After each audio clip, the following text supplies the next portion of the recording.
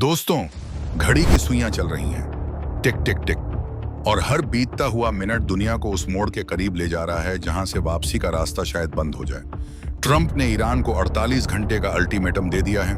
कहा है कि स्ट्रेट ऑफ हॉर्मुज पर से अपना नियंत्रण हटा लो वरना ताबड़तोड़ हमला होगा। और ईरान ने जवाब दिया है 3 शब्दों में, आजमा कर देखो। यह सिर्फ 2 देशों की जुबान जंग नहीं है, ये उस महायुद्ध की दस्तक है जो अगर शुरू हो गई तो पूरी दुनिया की अर्थव्यवस्था, ऊर्जा, सुरक्षा और शांति को हमेशा के लिए बदल देगी। और इस पूरे खेल में एक ऐसा रहस्य छिपा है जिसने अमेरिका और इजराइल के सैन्य रणनीतिकारों की नींद उड़ा दी है। वो रहस्य है ईरान का वो नया एयर डिफेंस सिस्टम जिसने मात्र 12 घंटों में अमेरिका के 2 फाइटर जेट और 3 ड्रोन को तबाह कर दिया। आज इस रिपोर्ट में हम उस रहस्य को उघाड़ेंगे जो अब तक किसी ने आपके सामने नहीं रखा।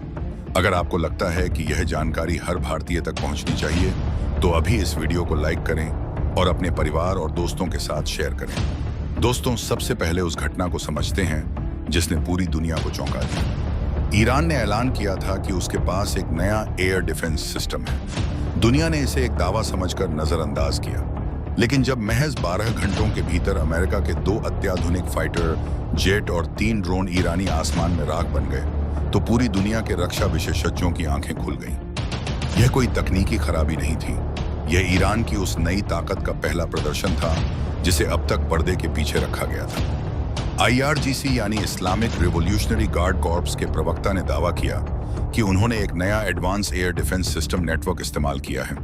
उनके मुताबिक इस सिस्टम ने चाबहार के पास एक अमेरिकी फाइटर जेट को निशाना बनाया और वो समुद्र में जा गिरा। दूसरे जेट के पायलट को अमेरिका ने रेस्क्यू कर लिया। यह खबर वॉशिंगटन के पेंटागन से लेकर तेल अवीव के रक्षा मंत्रालय तक आग की तरह फैल गई। अगर आप चाहते हैं कि दुनिया की ऐसी हर जरूरी खबर आप तक सबसे पहले पहुंचे तो अभी इस चैनल को सब्सक्राइब करें और घंटी जरूर दबाएं। दोस्तों, अब सबसे बड़ा सवाल यह है कि आखिर यह नया एयर डिफेंस सिस्टम है क्या? इसके बारे में रहस्यों का एक बहुत बड़ा घेरा है। IRGC ने अभी तक यह नहीं बताया कि इस सिस्टम का नाम क्या है, इसकी रेंज क्या है, इसके रडार का प्रकार क्या है और इसमें कौन सी मिसाइलें हैं।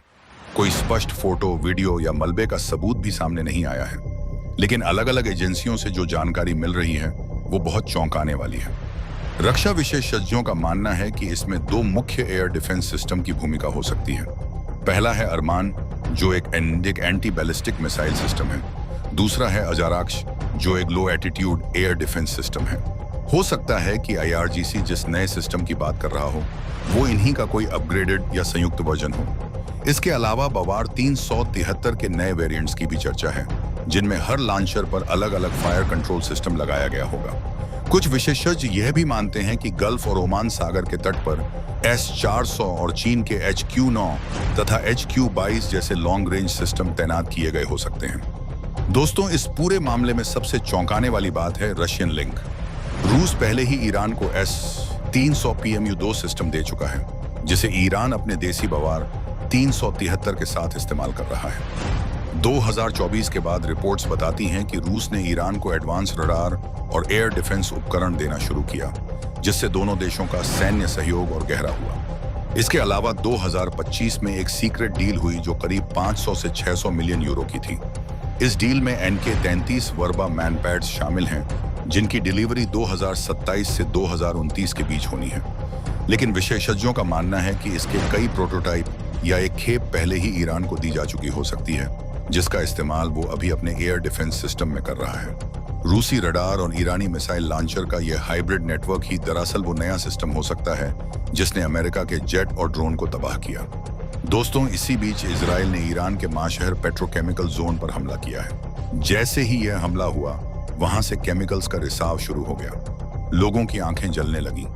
आम नागरिकों पर इसका भयानक असर पड़ा। लेकिन सबसे खतरनाक खबर यह है कि इजराइल ने बुशहर न्यूक्लियर प्लांट के आसपास भी हमले किए हैं।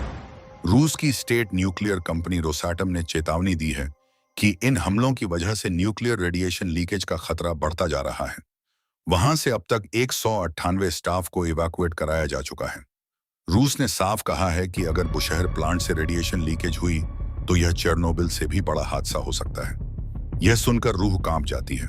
1986 में चेरनोबिल हादसे ने पूरे यूरोप को हिला दिया था। अगर इससे बड़ा हादसा हो तो उसके असर की कल्पना भी नहीं की जा सकती। दोस्तों, इस पूरे संकट का भारत पर क्या असर होगा, यह सवाल हर भारतीय के मन में है। हॉर्मुज का रास्ता अगर पूरी तरह बंद हो गया तो भारत की 80% तेल सप्लाई खतरे में पड़ जाएगी। पेट्रोल, डीजल और गैस की कीमतें आसमान छू सकती हैं। मध्य पूर्व में काम करने वाले लाखों भारतीयों की सुरक्षा एक बड़ा सवाल बन जाएगी।